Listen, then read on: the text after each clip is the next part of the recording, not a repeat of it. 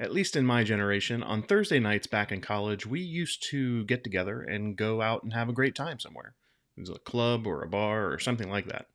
But these days, Thursday nights mean something different.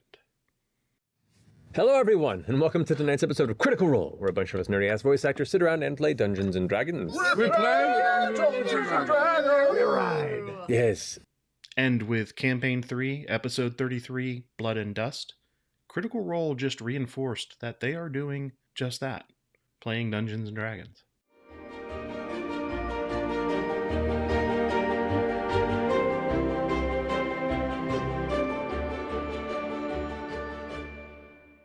Welcome to Geek Philosophy, where we love geeky wisdom. If you're new to the channel, my name is Brian, and please consider subscribing and turning on the notifications so you don't miss out on any of the content. I recently watched episode 33 of Critical Role's third campaign, and let me just say, awesome. In a lot of ways, this episode reinvigorated my interest in the entire campaign. But let me be clear, I have been a Critical Role fan since the first campaign, and I think everyone in the group and everyone behind the scenes is pretty outstanding. So I'm not casting any shade on this campaign in particular, it's just, I don't know, I wasn't into it as much until this episode. In fact, Crystal and I will likely record a video together discussing the campaign and more about this specific episode in detail, so stay tuned. But I wanted to take a moment to make a quick video to mention a few things that I'm starting to notice from my point of view. Not just about Critical Role, but about most actual play campaigns.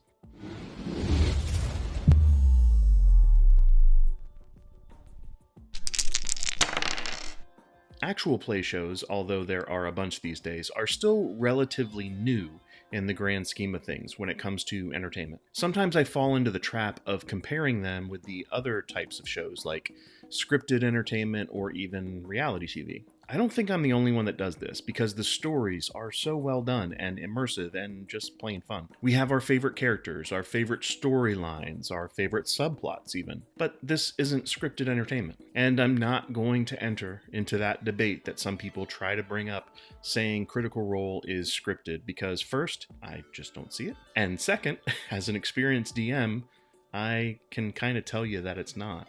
Believe me or not, that's up to you. But in my opinion, it is not scripted. You may say, well, Brian, there are some monologues that are written in advance. I can tell. I can see them reading some things sometimes. Maybe. But I do that as a DM too. And I've even done it as a player. And if you've ever run a published adventure, there are all kinds of box texts written for a DM to read to the players.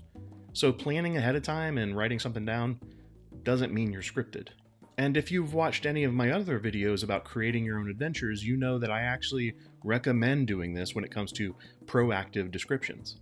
It's actually been part of the game for decades. If you think it's scripted because a player and a DM may talk behind the scenes about the game and where they want it to go, well, that's also been happening since the beginning of D&D, before there was even an internet, let alone actual play. Critical Role may not be everybody's style of play, it may not be for everyone, but it is still a legitimate way of playing D&D, although it's one of those ways that not many of us can pull off as far as production value goes. It's hard to watch that episode and not see the actual fear and look of peril on their faces, and they're playing the game. They're looking for every way they can to scrape and survive.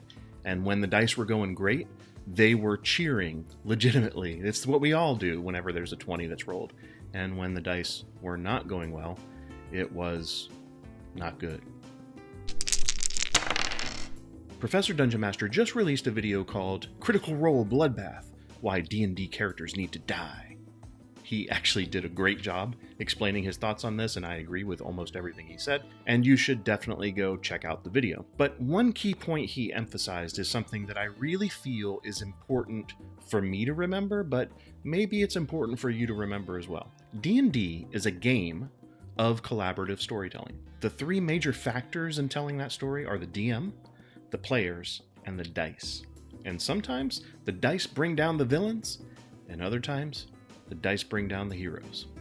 So while it may be shocking and painful to lose one of your favorite characters that you watch every Thursday, I have to think that it impacts the player of that character and the rest of that gaming group even more. But it's a game, and those are the stakes in the game. And the players know it. We know it when we play. And without those stakes, the game and the story lack impact. As Matt Colville would say, it lacks verisimilitude.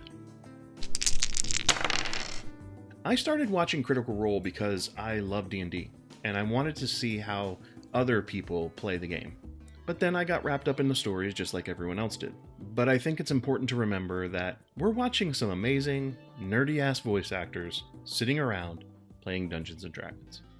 Matt tells us that Thursday at the beginning of each show.